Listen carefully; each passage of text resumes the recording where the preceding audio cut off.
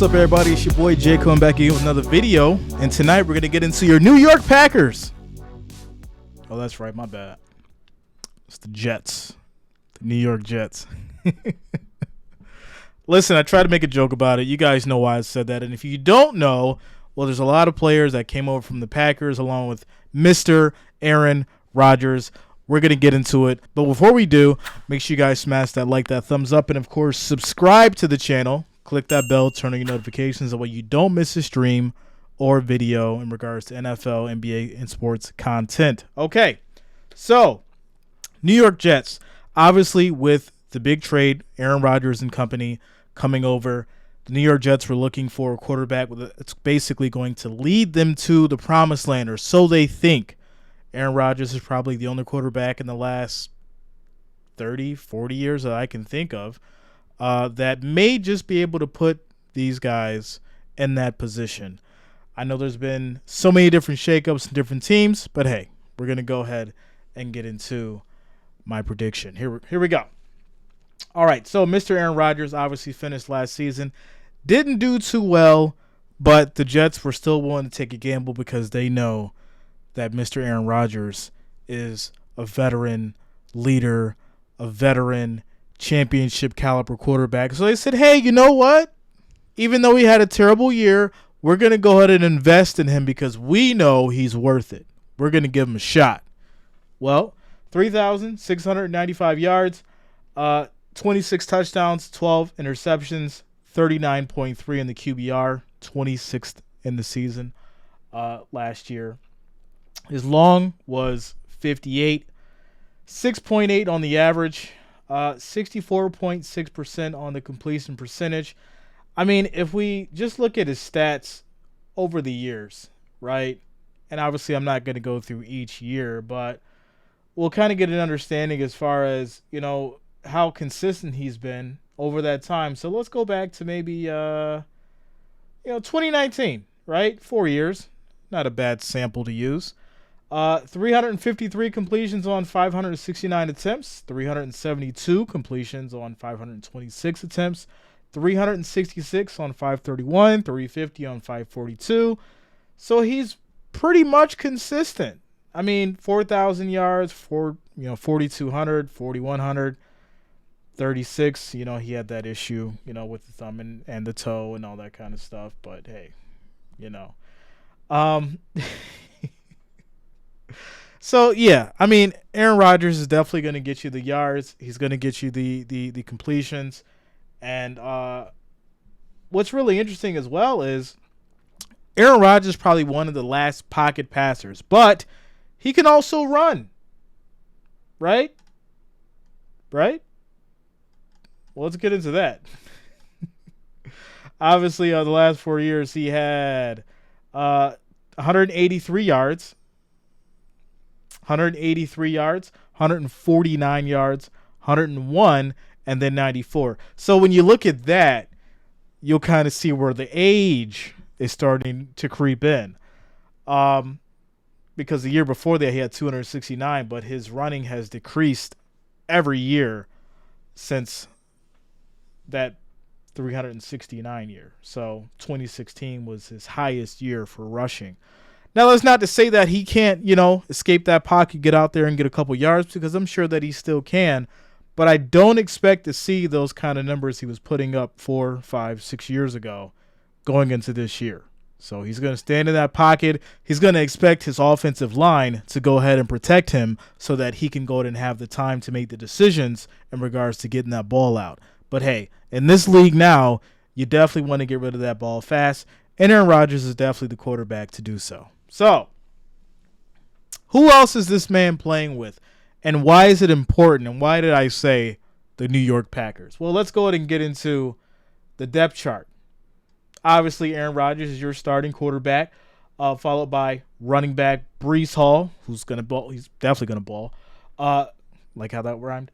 Garrett Wilson, Allen Lazard, Randall Cobb on the second. Shout out to Randall Cobb.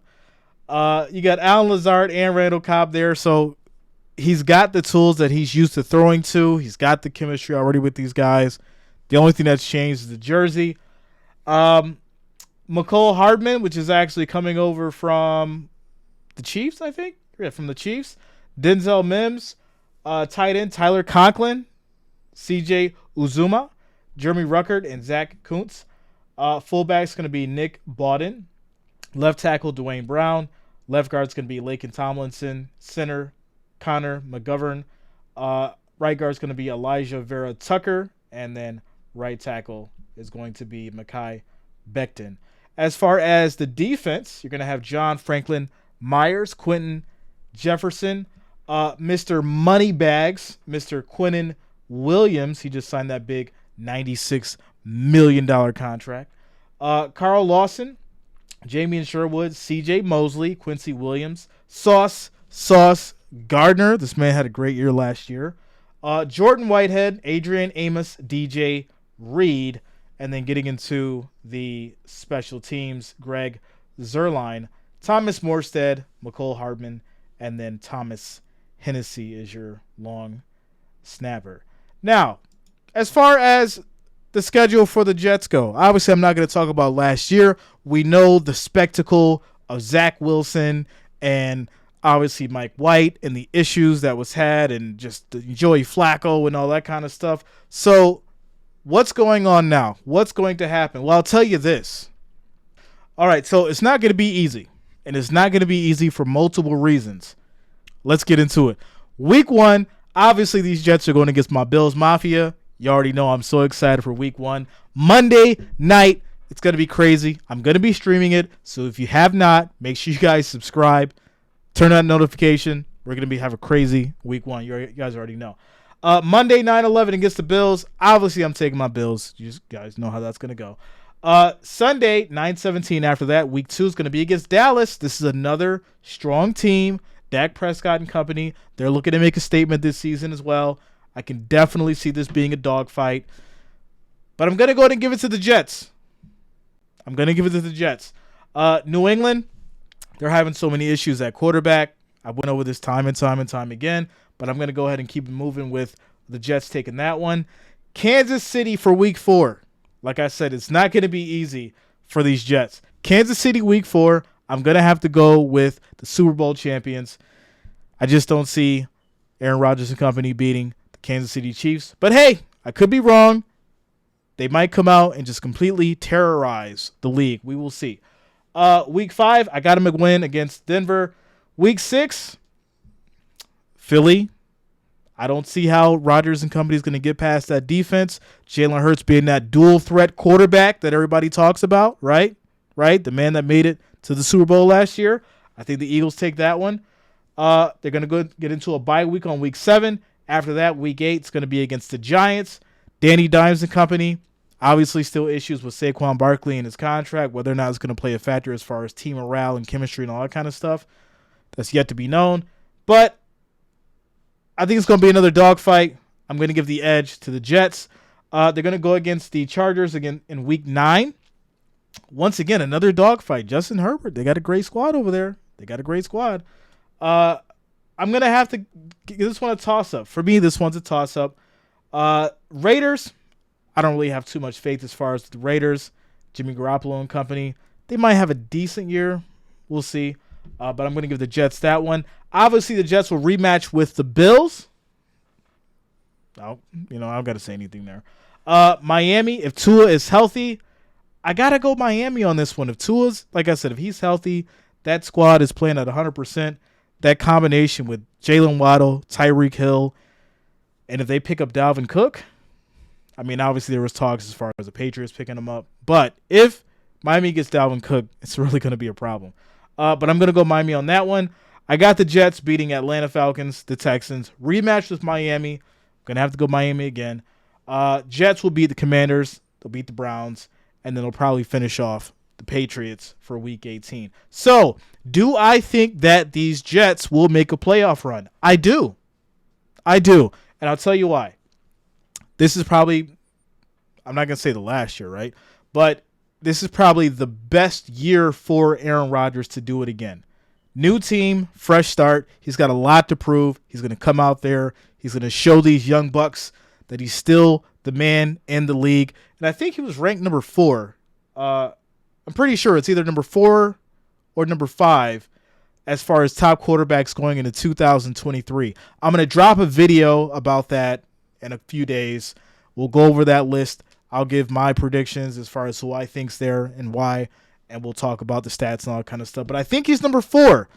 A lot of people didn't like that because he was number 1 at one point last year. Now he's at number 4 behind Allen.